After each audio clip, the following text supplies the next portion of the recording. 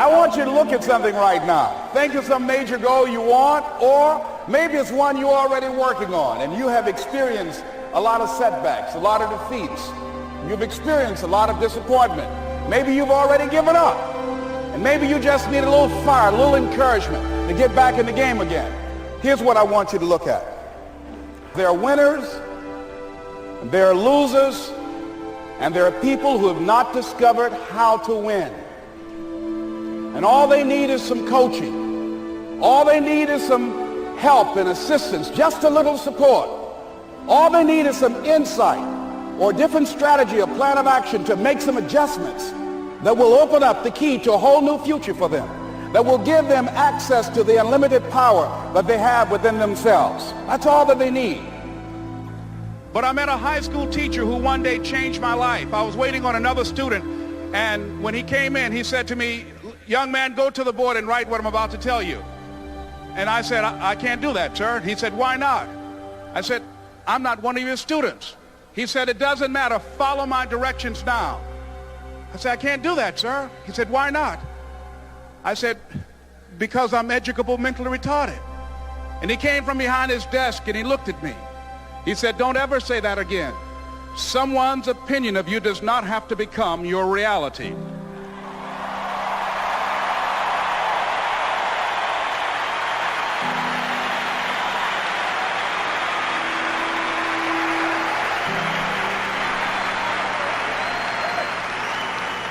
And that man, Mr. Leroy Washington, did something for me. He started planting seeds in my mind that enabled me to begin to dream, as Dexter has been doing for you.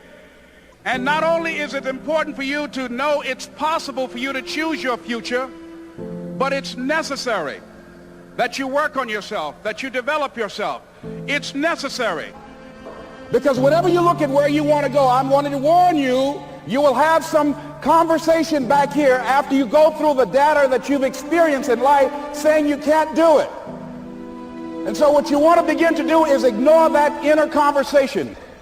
Well, most people, ladies and gentlemen, when something happens to them, what they do is they begin to believe that that's the way it is. That's the way it's always been. And they can't see the possibility of it being any different. The common belief, the universal belief, because it had been tried again and again and again and people had failed, the belief was that man was not physically capable of breaking the 4-minute barrier, that he could not run a mile in less than 4 minutes. That was the belief on the planet. It had never been done. But here's what happened, ladies and gentlemen. Roger Bannister came along, and he broke the 4-minute barrier. Now here's what's significant about that. Since that time, up to this day, over 20,000 people have done it, including high school kids. What changed? 20,000 people, what changed? Here's what happened when they got on the track. They knew it had been done. And because they knew it had been done, there was a new belief about this barrier, about this goal that was unreachable.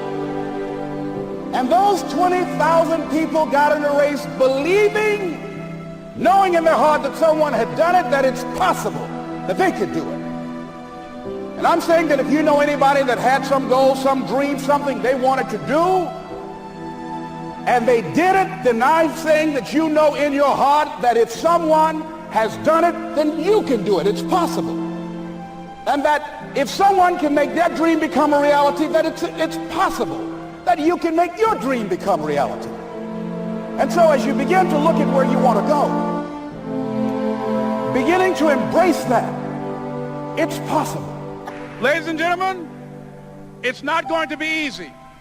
It was hard laying on the floor of the Penobscot building, looking out of the window, daydreaming, saying, Les, can you do this? Can you make this happen? I used to listen to tapes day in and day out about See You at the Top, my great friend Zig and Dennis Waitley and different other motivational speakers and Dr. Norman Vincent Peale. And Dexter saying, don't let nobody steal your dream. I used to ask myself, can I do this? And something said within me, you're the one. I'm Miss Mamie Brown's boy. I'm the one. I'm the one.